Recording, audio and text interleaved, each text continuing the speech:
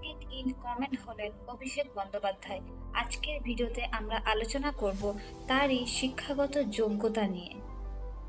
ভিডিওটি শুরু করার আগে প্রতিদিনের মতো আজও সকলের কাছে আমার অনুরোধ, যারা এখনও আমার চ্যানেলটি সাবস্ক্রাইব করেননি তারা চ্যানেলটি অবশ্যই সাবস্ক্রাইব করে যাবেন, আর ভিডিওটি ভালো লাগলে একটি লাইক করবেন।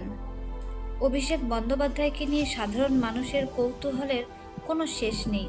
যেমন কৌতূহল রয়েছে তার সম্পত্তি সম্পর্কে, তেমনই কৌতূহল রয়েছে তার শিক্ষাগত যোগ্যতা সম্পর্কে।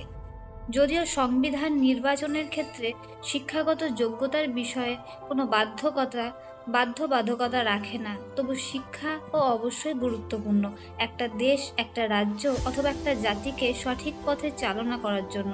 আজ অভিষেক বন্দ্যোপাধ্যায়ের শিক্ষাগত যোগ্যতা সম্পর্কে সম্পূর্ণটা জানব।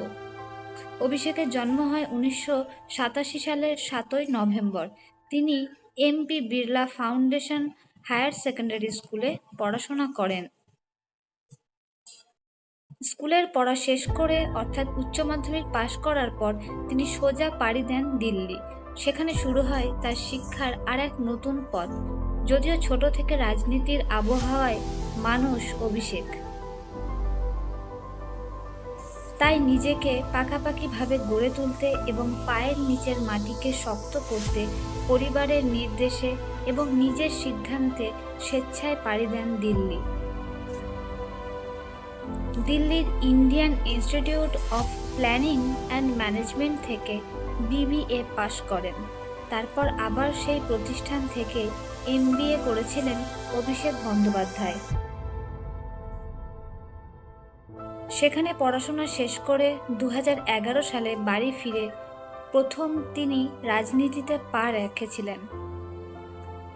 সংবাদ মাধ্যম সূত্রে জানা যায়, সেখানেই অভিষেকের সঙ্গে পরিচয় হয় তার বর্তমান স্ত্রী রুজিরার।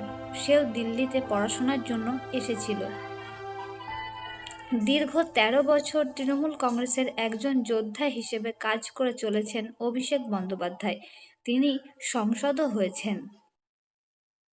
যদিও তার বিরুদ্ধে প্রশাসনের তরফে অজস্র 2 নম্বরি কালোবাজারি ব্যবসার সন্ধান রয়েছে, তবু তিনি আসন্ন লোকসভা নির্বাচনে ভোট প্রচারের কোনো খামতি রাখেননি। আজকের ভিডিওতে যেহেতু তার শিক্ষাগত যোগ্যতা নিয়ে আলোচনা করব বলেছি, তাই তার ব্যক্তিগত জীবন সম্পর্কে এই ভিডিওতে কিছু বলবো না। অভিষেক বন্দ্যোপাধ্যায়ের শিক্ষাগত যোগ্যতা নিয়ে যাদের কৌতূহল রয়েছে, এই ভিডিওটি তাদেরকেই উৎসর্গ করলাম। ভিডিওটি ভালো লাগলে একটি লাইক এবং চ্যানেলটি অবশ্যই সাবস্ক্রাইব করে যাবেন। সকলকে অনেক অনেক আন্তরিক ধন্যবাদ এবং ভালোবাসা জানাই।